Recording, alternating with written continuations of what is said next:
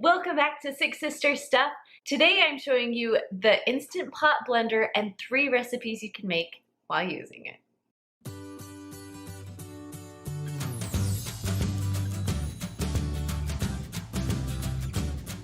So my name is Kristen and I am the second sister from SixSistersStuff.com. So a few weeks ago, Instant Pot, the company, reached out and was wondering if I would try out the new Instant Pot blender. Now, if you know me, I am slightly obsessed with Instant Pot products, so I was so excited to try out this new product.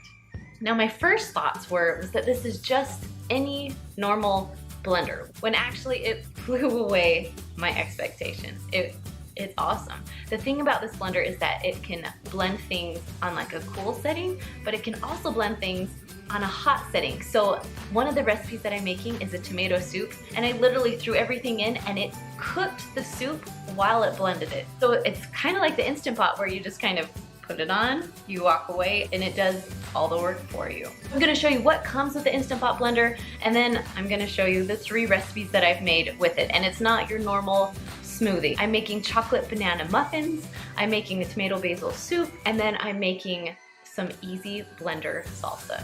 All right guys, if you're ready, let's get cooking. So I wasn't sure what to expect when pulling out the Instant Pot, but I realized, this blender is a heavy duty, nice blender. It can hold up to 60 ounces, which is about the average size of a normal blender. I was really impressed of how sturdy it was. Like, you can tell it was a nice one. It wasn't cheap plastic. It also has 8 blades to chop everything up. Now, the blender base kind of reminded me of an Instant Pot. It had different functions and you just push a button. The lid, I love the lid because it screws on and the machine won't work unless the lid's on correctly. They also have this little thing that will push the food down so it will blend correctly.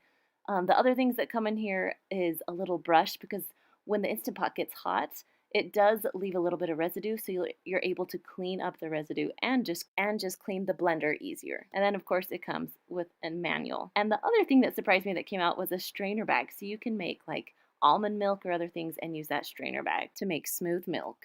Now, one thing that's so different about this blender is that it has a temperature gauge. You can do hot things and cold things. There's some things like a smoothie, crushed ice, frozen desserts that are obviously cold, but there are a lot of things you can make that are warm. So today I'm going to start off by making my homemade blender salsa. So first you're going to chop up 1 jalapeno. Now, I don't like to add the seeds because I don't like it hot because my kids won't eat it, but you can add the seeds if you want. Next, we're going to add half of an onion, just chop it into big chunks. Next, we're going to add 2 cans of diced tomatoes, 1 tablespoon of lemon juice, there's the jalapeno, a little bit of cilantro, and then, of course, our onion. So now we're ready to blend. So just match up those little holes with the prongs. Then we're going to add in our 2 cans of diced tomatoes. Then on top of that, you're going to add the 1 tablespoon of lemon juice. Then just throw in the rest of your chopped vegetables. Now make sure you seal and lock your lid correctly or it won't blend. Okay, so I'm going to push the pulse button and we have options. We have low, which is 2 minutes, medium, 5 minutes, and high, 8 minutes. So I'm going to stick with low because I don't need this to blend very much. Once you push the 2, it will beep 3 times and then just start blending. Now, I didn't need this to blend very long, so I stopped it before the 2 minutes was up because it's salsa. I want a few chunks in there. So I pulled the lid off and it smells amazing. So I'm just pouring it into my serving bowls and then I just serve it with some of my favorite chips. It really was so easy to throw this salsa together. The second recipe is my roasted tomato basil soup.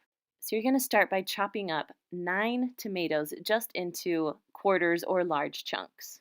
Next, you're going to take a half of an onion and again chop it into chunks. Then you're going to put it on a cookie sheet. I lined mine with foil and added some salt and pepper. And then I added about 2 tablespoons of olive oil and just kind of mixed the oil around so it would cover both the tomatoes and the onions. Go ahead and spread them out. Then you're going to roast them in the oven at 400 degrees for 25 minutes. And it smells absolutely amazing in here. So now you're just going to take the tomatoes and the onions and we're going to put them in the bottom of the blender. Now this soup is so easy, we just have a few steps left. So we're going to add a half a cup of cream, a little bit of butter, some salt and pepper to taste, about a teaspoon of garlic powder, and then about 14 or 16 leaves of basil, depending on how much you want. So now we're just going to add everything in. So I put in my cream. You can use milk if you want. I added the 4 tablespoons of butter, the basil leaves, the salt, the pepper, and then of course the 1 teaspoon of onion powder. And that is all there is to it. So now I'm gonna put on the lid. I love this lid because it locks like right into place so you know it will work. Next I'm gonna push the soup function. This is a hot function, so it's gonna cook for about 22 minutes, and then the last 2 minutes or so it's going to blend together. So it's going to get up to 100 degrees Celsius. We're already about 10 minutes into it, and it will pulse every few minutes, but it really is just heating up all of my soup and cooking everything together. And my husband probably thought I was crazy because I could not stop talking about how awesome it was that this would heat up and cook my soup. All right, with 2 minutes left, it started to blend together and just make it the perfect texture.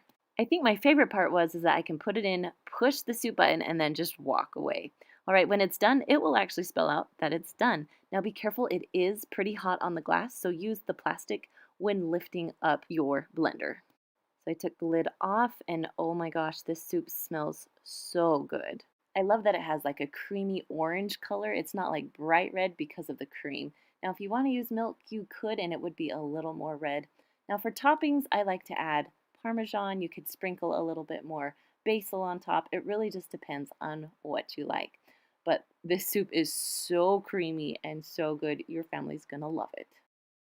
Now for the last recipe, we're making blender muffins. So go ahead and preheat your oven to 350 degrees.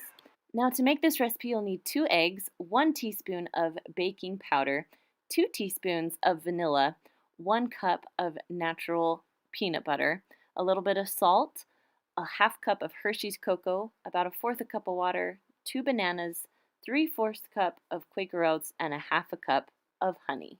And don't worry, all these recipe links are in the description below. Now because this batter is kind of thick, we want to start with the liquidy items first. So we're going to add the 2 eggs right into the bottom of the blender. Next I'm going to add the 4th cup of water. If you need more water later on, you can add a little more. Next I'm going to add my 2 bananas. Now I highly suggest using ripe bananas. It will blend a lot easier. Then you can use normal peanut butter or natural peanut butter. And yeah, I'm struggling with the peanut butter today. It's a cup of peanut butter into your blender. Then you're going to add 3/4 cup of old-fashioned oats and a half a cup of honey. Now I'm eyeballing my honey because I like a little more than what it suggests.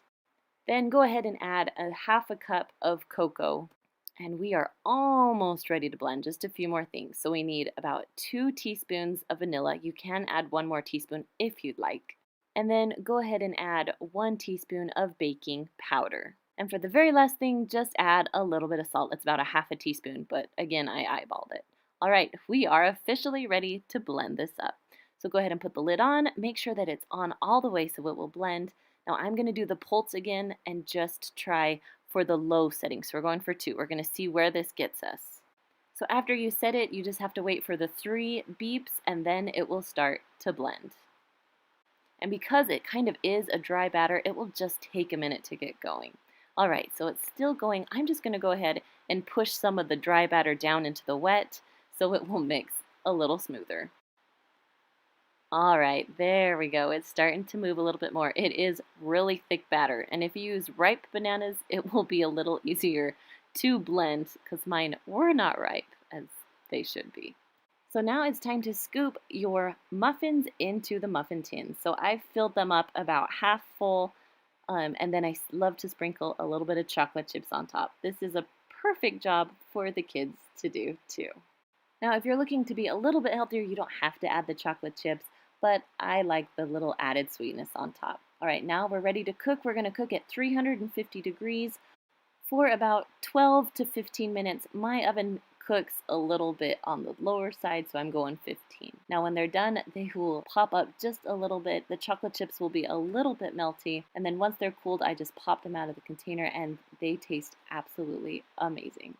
Okay, out of all the 3 recipes, although they all were really good, this tomato basil soup was amazing. And maybe because it's lunchtime and this is what I really wanted for lunch, but it's good.